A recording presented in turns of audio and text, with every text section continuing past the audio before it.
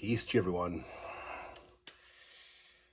It's been a while already, and I'm back with notes.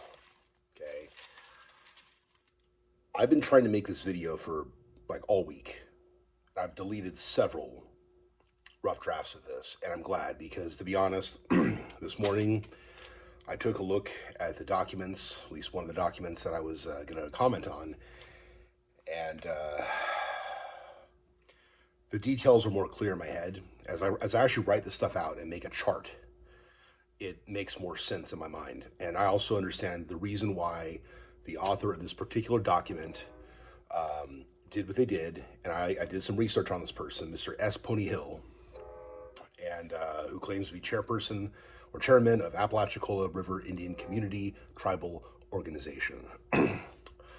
A letter to the Department of Interior dated 16th of December 2015, received 11th of January 2016. And this is on BIA.gov. So this is an official letter written to the official, BIA. So the document is written regarding the families of this is northern Florida, the Panhandle, right? Calhoun, Jackson, and Liberty counties of Florida. So in Calhoun, you have the Scotts Ferry, Jackson, you got the Scott Town, and then Liberty, you got the Woods communities of Indians. Now, he makes it very clear that these individuals have zero connection to the Apalachicola Reservation Indians, as Mr. S. Pony Hill is calling them, nor to any individuals, families, or community at Bruce, Florida, which is where the so-called Muskogee Nation of Florida is located. Now, I'm going to keep calling them the so-called Muskogee Nation of Florida because Muskogee Nation of Oklahoma does not recognize them having that name. It actually is basically challenging anybody who takes the name Muskogee Nation as a part of their name. And by the end of this, you're going to see why. And when you see upcoming videos that I'm going to try to do as well that bring up similar documents as this, some of which I'm citing in this as well, you'll see why. So, but continuing on.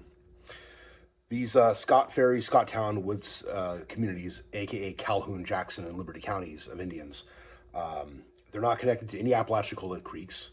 They're not connected to any of the so-called creeks in Bruce, Florida. Basically, what happened was, like prior to the Revolutionary War, they had roots among the Lumbee of North Carolina and the Catawba of South Carolina.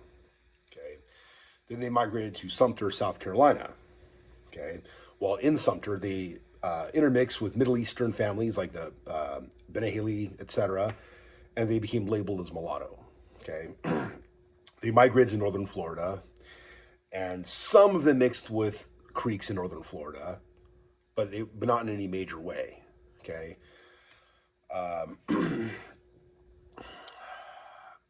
So basically, they're referred to here as Indian-blooded families. Names like Scott, Stevens, Oxidine, Ayers, Brown, Jones, etc. Okay, before the Civil War, they basically migrated to northern Florida from Sumter. Okay, and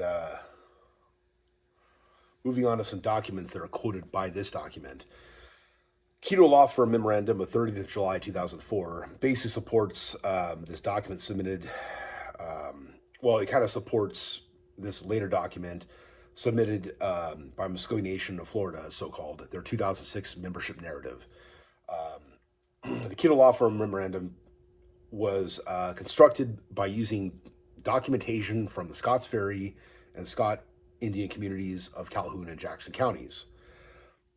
It's unclear if Muskogee Nation of Florida, so-called, actually used this information as a comparative model, or if they're trying to imply a historical or genealogical connection, which there is none of. There's no connection, right? Muskogee Nation of Florida's 2002 TA response narrative makes reference to the treaty town of Blounsville and Big House grounds of Blounsville. There's no recent connection between the community of, let's see, recent or something. I can't read my handwriting. My handwriting sucks. There's no real major connection between the community of Calhoun County and the town of John Blount or other Apalachicola Indians. Any connection is basically non-existent. they're saying here.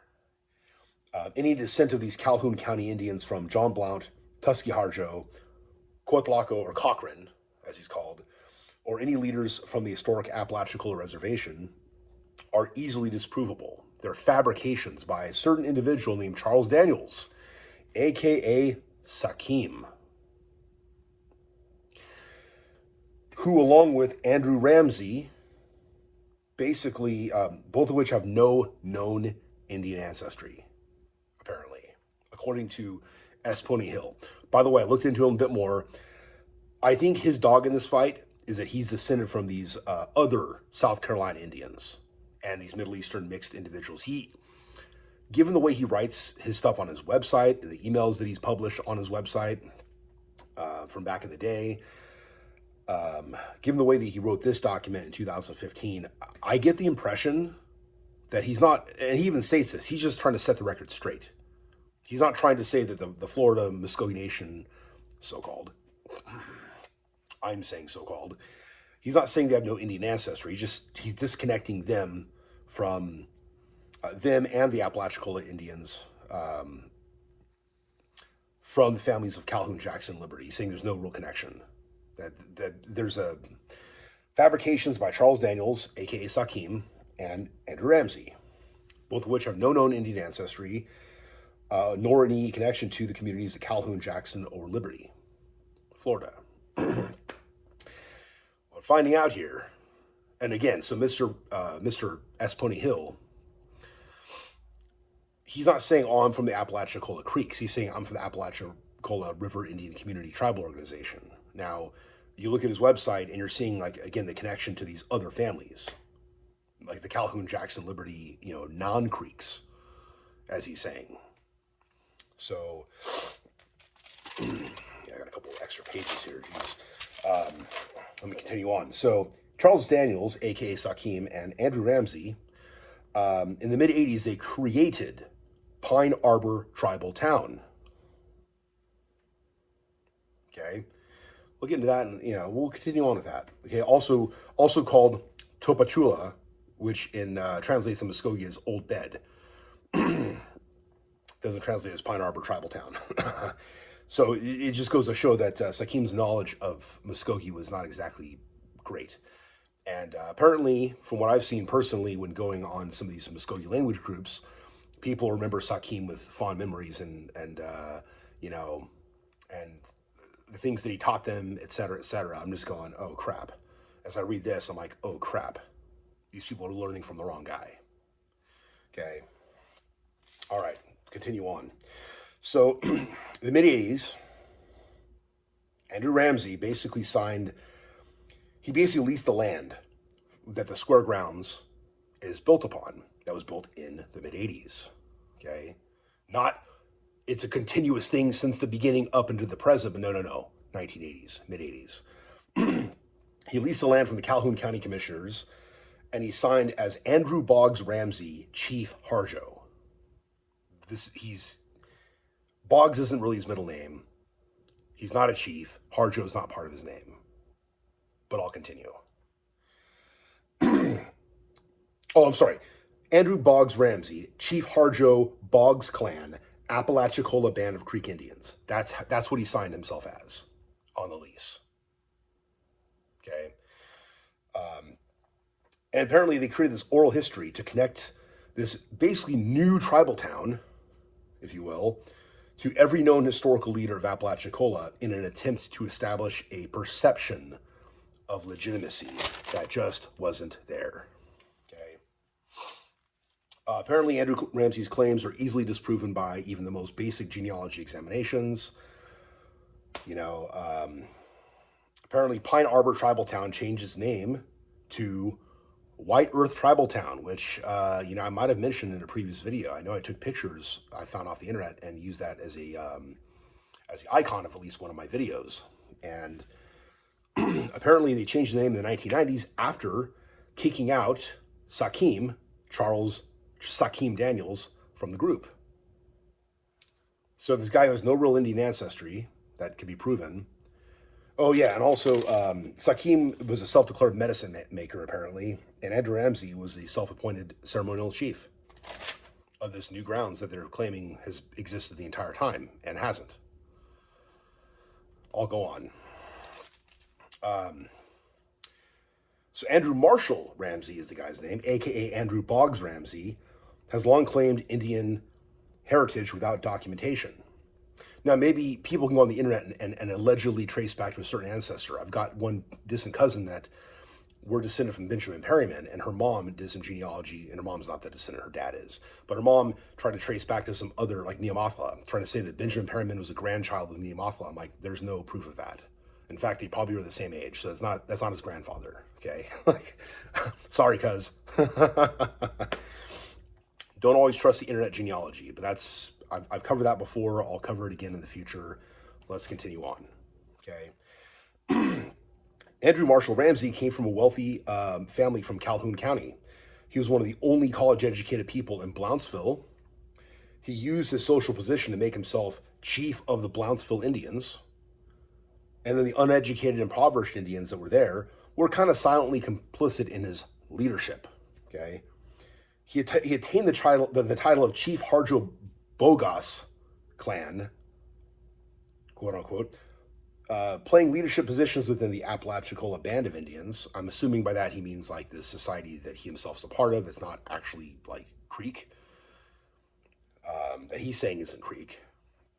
But it's Apalachicola, Florida, not the original Apalachicola tribal town, which he, in the rest of this document, he actually does, after we get through the portion that I'm going to cover, the rest of the document actually covers the real history of the Apalachicola Creeks and how they ended up in Oklahoma, which is true, okay? At least the overwhelming majority of them did. There might have been some stragglers, who knows, but, we'll continue. Okay, so, yeah. So Mr. Andrew Marshall gained leadership in Apalachicola Band of Indians, the Lower Muskogee tribe, which I'm assuming is either the Perdido Bay tribe or the Santa Rosa. I'm not sure which one he's referring to here. It's not very clear, but the history is kind of muddy when you go back to the 1990s. And there's another document I'm looking at with Andrew Boggs' name on it that's connected to the Muskogee Nation of Florida, so-called. And yeah, I'll get into that in a later video. Okay, but let's just say 1995, he's involved in their stuff. But later on, as you'll see here, that ceased to be the case by like the early 2000s. Okay, and also he had leadership within the Florida tribe of Creek Indians, which again, I think that's the Muskogee Nation of Florida. If you talk to the Scotts Ferry, Scotttown, and Woods communities, basically what they would say is, well, we come from Carolina Indians, or we came down from Sumter, South Carolina. That's kind of like their oral tradition. But they capitulated to a Creek identity because of Ramsey's claims, and also because local Indians stood to gain financially by being Creek in the original homelands, basically. State legislators were fooled by Ramsey's claims, by the way, and his claims about Boggs Pond Indian Town, big house ceremonies, Polly Parrott being the daughter of Tuskegee Harjo Cochran, et cetera, et cetera, et cetera. Muskogee Nation of Florida, so-called, 2004 TA response, it starts to omit earlier mention of the Calhoun County Indians. It omits any involvement of the leadership of Andrew Ramsey. And it kind of curtailed the usage of documentation regarding the Calhoun, Jackson, and Liberty County Indians, okay? So, like, earlier they were, you go back to, like, 2002, was it? Is that what I said? Yeah, 2002. Well, you go forward, like, 2 years, and they kind of changed their tune by simply neglecting to mention their previous involvement in these claims and with that one individual, okay? Considering that in the 1990s is when Sakim was kicked out of, a tribal town that he created with Mr. Andrew Ramsey, it doesn't surprise me too much that, this is going on. So as a conclusion, Mr. S. Pony Hill's conclusion on this, in this document, is basically the Boggs Pond community never existed historically. The Big House ceremonial site in Blountsville never existed historically either. And the Muskogee Nation of Florida and the Calhoun, Jackson, and Liberty communities of Indians are totally and completely separate. They're not the same, okay? And any connection was basically made by Andrew Ramsey, okay, so-called chief. So under further note, White Earth's tribal town, currently Dan Penton is the medicine man there. And as of 2016, an article I read, which I'll have to print out and read to you guys, he's pushing 70 back then. So yeah. He's a trained archaeologist, according to that letter, and he also apparently allegedly learned from his grandfather the medicine ways.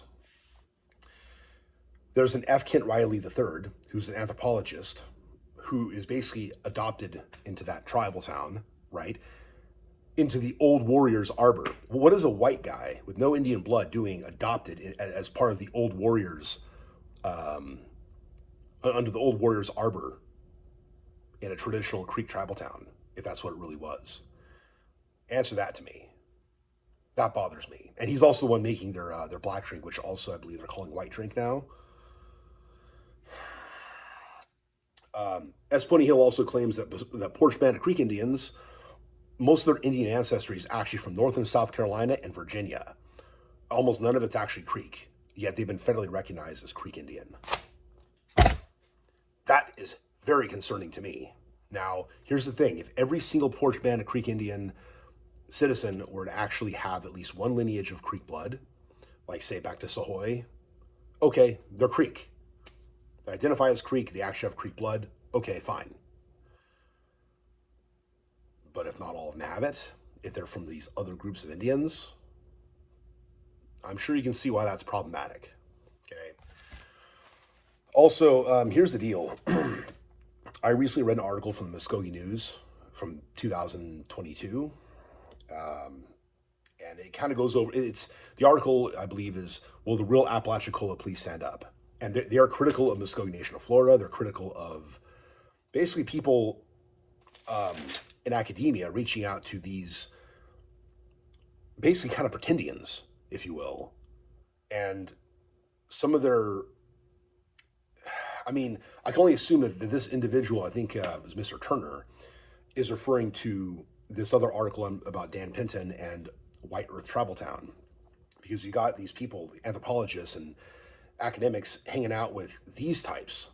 And the problem is you have Swanton, who I mentioned before. John Swanton wrote some really great books on Muskogee culture and mythology and ceremonies, okay? And the question is, are these people taking Swanton's book, opening up and saying, oh, this is how the square ground is set up, we'll build this way, we'll build da-da-da-da-da-da, and then, oh yeah, here's the different medicines that were used, let's start using the medicines for this and that, even though they have no real actual training in the medicine from the traditional Hilasaya.